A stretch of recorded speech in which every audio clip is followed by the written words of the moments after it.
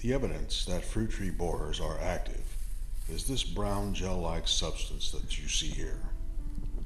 These critters tunnel into the bark and wreak havoc on fruit trees during the growing season, especially the peach varieties. It was only because the weather was especially warm today that I even went out to the orchard to do some maintenance, and I found this happening. These trees are 4 to 5 years old, and I will be out here again around Valentine's Day fertilizing and pruning them. That's when I also spray on a concoction of my own design.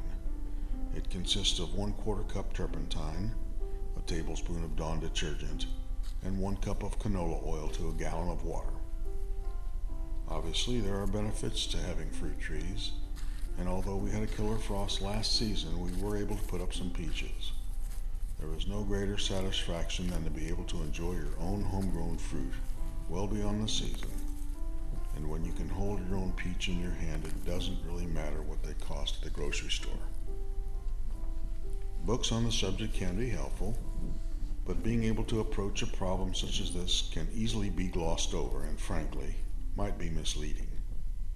It's not so hard to plant the trees initially, but ongoing issues like this one might be averted by using the technique as shown here.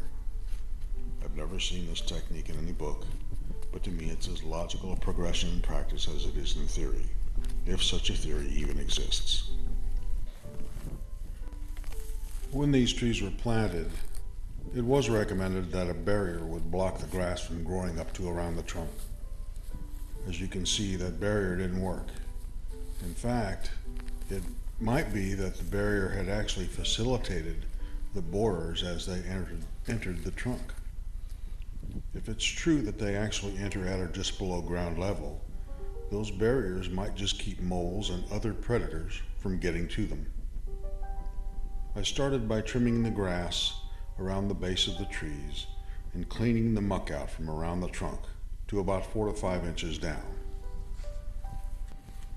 I then put down some Dipel, which is a powdered form that has Bt, or also known as Bacillus thuringiensis. And since Bt is not indicated for fruit tree borers, and why should it be? It is indicated for many other types of worms and larvae. It follows that it would also be effective against this type of borer, provided it entered its digestive tract.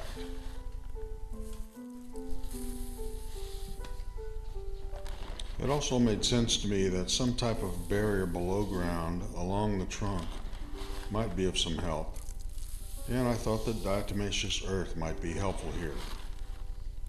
Diatoms are nature's glass shards with sharp edges and points, which are said to cut into worms' outer skin and cause them to dehydrate. So be it. This whole area is basically an ancient river bottom, which at times doesn't really drain quickly enough for fruit trees. We've lost a couple in a low-lying area of our plot due to that fact. I've decided to trim the grass down to soil level and place about 1 inch of sand surrounding our trees out to about 3 feet. I really don't know if that will have any effect on the outcomes considering the borers, but as time goes on, we'll just have to see. If I can, I'll try to answer your questions. Just use the comments section. Thank you for watching.